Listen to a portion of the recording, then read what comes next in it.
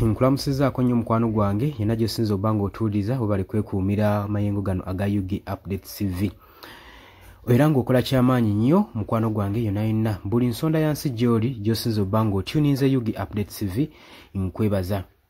Kakati nno agaakagwawo galaga nti nno Uganda yandifuna kamwenyumwenyu era mwabadde batawaanyizibwa ku bintu bya intaneti, speed ya intaneti ng'egenda maaso n'okuba ng'ekutaataganya ku mirimu gyo mwenna ba YouTuber abali ku TikTok gwe ino manyi ng'okolera nnyo ku social media nammwe abayisaayo obubaka naddala mmwe abali ku UG Update TV. Kakati nno amawulire agava mu US galaga nti nno Elon Musk agenda kubanga anoonya license oba sina kubanga yatandise dde okubanga asaba license wano mu Uganda okusobola okubeera nga operatinga system ye eya internet wano mu Uganda era nga promisinga faster internet access wano mu ggwanga lyattu Uganda ery'abanaku. Kirabikanga Uganda ebeefunye omukisa bannayuganda Mukama Katonda abanga ababwanzeeko eddusu kubanga okusinziira ku servers ezibadde ziprovidinga internet fiber saako ne internet access endala saako n'ebirala ebadde bikozesa internet saako okugeza nga SIM card networks ezibadde ziprovidinga internet mu ggwanga Uganda. Kitegeeza ki nti wagenda kubeerawo competition ey'amaanyi. Elon Musk tumujjukira bulungi nnyo nga TikTok bagiggyewo mu ggwanga erya USA era yavaayo n'abasuubiza nga wagenda okuteekamu akasente abeere nga TikTok agigula era byaliwo mwabiraba.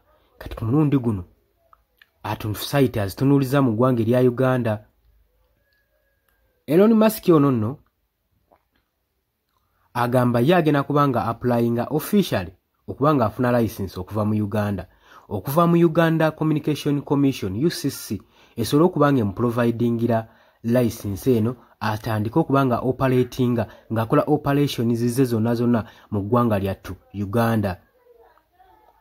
Eno no move erabiddwako ng'egenda okuba ne potential okushiftinga eggwanga lino naddala ku internet landscape yaalyo. Okusinziira ku Starlink gy'asuubiza okututeerawo epromisinga high speed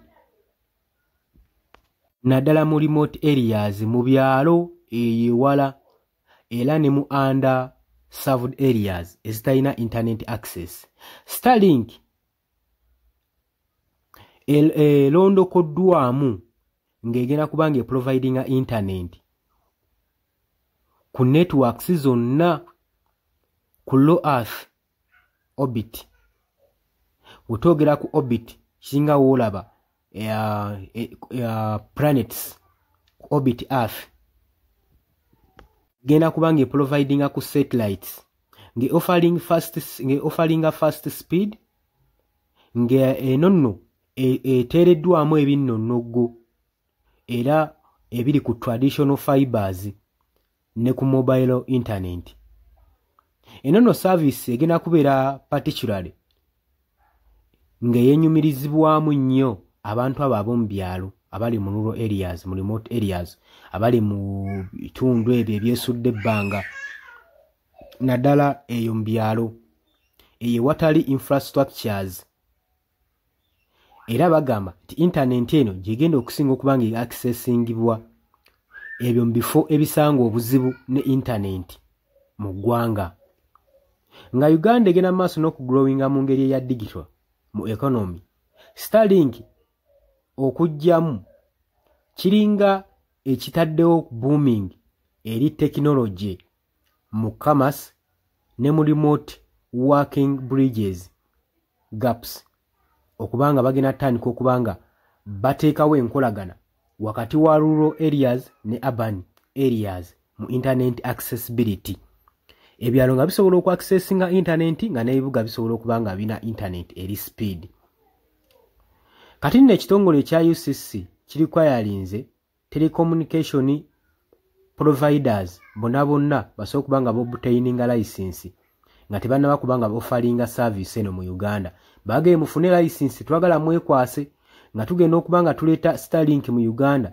Starlink application ejja kubanga eri willing okwandagoyinga technical and financial evaluation esobola okuba nga eshiwalinga compliances ne okunga kugase ne national regulations.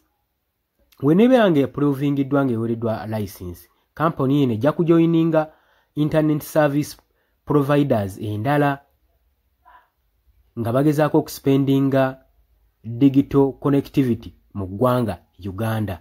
Kitegeeza bino byonna ebitongole ebirala ebadde providing internet access ebadde ne internet access providers bagenda kubanga bakwatagana ne Starlink basobole okubanga baprovidinga ekintu ekikwafu mu ggwanga Uganda. Naye babagambye basooke kufuna license ezinabakkiriza connectinga ne Starlink. Nga Starlink teknologia promising oteekebwa mu ggwanga Uganda okubanga Uganda efuna accessibility ku speed ya internet. Naye abangi batunuulidde nga competition egenda okubeerawo egenda okwexistinga mba providers. Eno service emanyikiddwa nga egenda okubanga eteekawo change mu high installation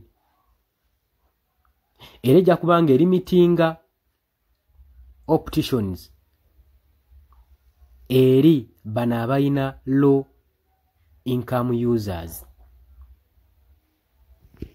Era abakugumbya teknologiya bavuddeyo ne bagamba nti no Starlink wenajja mu Uganda ejja kuteekawo presence, ejja kuteekawo competition eri ababadde na access ku internet, ejja kuteekawo potential driving eri ku internet cost era esobole okubanga improvinga quality eya internet okwetooloola eggwanga lyonna. Era bwe njogera nga Starlink eya Elon Musk erinze Uganda yokka eberenga bajja approvinga esobole okubanga etandika okwaccessinga mu ggwanga Uganda okusinziira ku mawulire agava ku Nile Post gwe mukwano gwange yali yampuliriza. Obadde ku Yugi Update TV ko sinzo bango otuliza webale kwekuumira ku mayingo gano. Kitegeeza ki? Tetusuubirayo ate ba bitongole birala ministries kuveeri kutandika kuteekawo nkokola kulemesa kintu nga kino ekigenda okuyamba ku miji gy'emite gya Uganda naddala abakozesa internet abaana batalina mirimu ate muteekewo enkokola balemese okwaccessinga Starlink egenda okubanga providinga internet ennungi mu ggwanga Uganda. Katusuubire nti si bwe kigenda okuba kubanga mulimu babayita baani mulimu ba mafias abayinza okulemesa enkola eno okubanga egenda mu maaso mu Uganda ne balemesa enkulaakulana ya teknologiya mu ggwanga lyattu. Oli ku Yugi Update TV ko sinzo bango otuliza bale kwekumira ku mayingo gano. Nagambye gwagalo tweyunga kukkirira wansi waliwo ekigambo subscribe kikoneko oberenga otweyunga ku mbagala nnyo mweraba.